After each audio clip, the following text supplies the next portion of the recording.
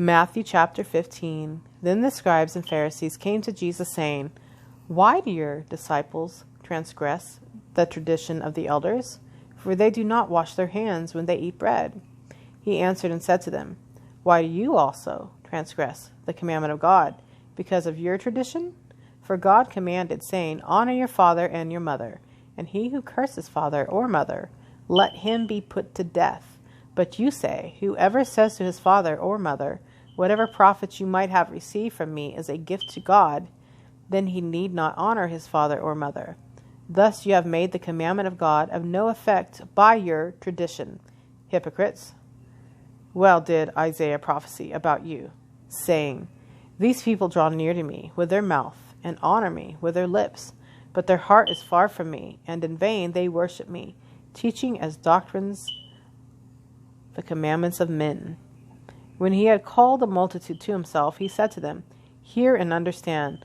Not what goes into the mouth defiles a man, but what comes out of the mouth, this defiles a man. Then his disciples came and said to him, Do you know that the Pharisees were offended when they heard this saying?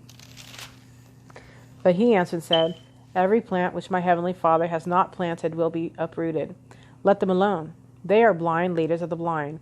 And if the blind leads the blind, both will fall into a ditch. Then Peter answered and said to him, Explain this parable to us. So Jesus said, Are you also still without understanding? Do you not yet understand that whatever enters the mouth goes into the stomach and is eliminated? But those things which proceed out of the mouth come from the heart, and they defile a man. For out of the heart proceed evil thoughts, murders, adulteries, fornications, thefts, false witness, blasphemies. These are the things which defile a man. But to eat with unwashed hands does not defile a man. Then Jesus went out from there, and departed to the region of Tyre and Sidon.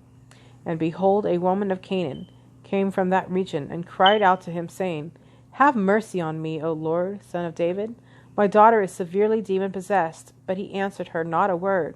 And his disciples came and urged him, saying, Send her away, for she cries out after us. But he answered and said, I was not sent except to the lost sheep of the house of Israel. Then she came and worshipped him, saying, Lord, help me. But he answered and said, It is not good to take the children's bread and throw it to the little dogs. And she said, Yes, Lord, yet even the little dogs eat the crumbs which fall from the master's table. Then Jesus answered and said to her, O woman, great is your faith.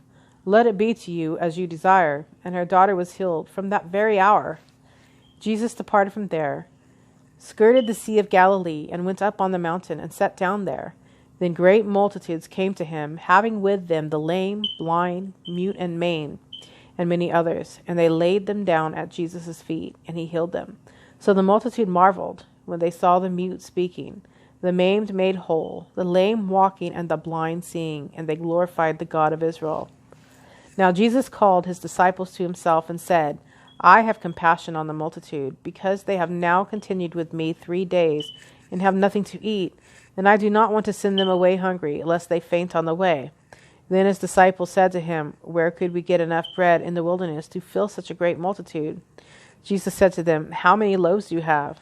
And they said, 7, and a few little fish. So he commanded the multitude to sit down on the ground, and he took the 7 loaves and the fish, and gave thanks, broke them, and gave them to his disciples, and the disciples gave to the multitude. So they all ate and were filled, and they took up 7 large baskets full of the fragments that were left. Now those who ate were 4,000 men, besides women and children. And he sent away the multitude, got into the boat, and came to the region of Magdala.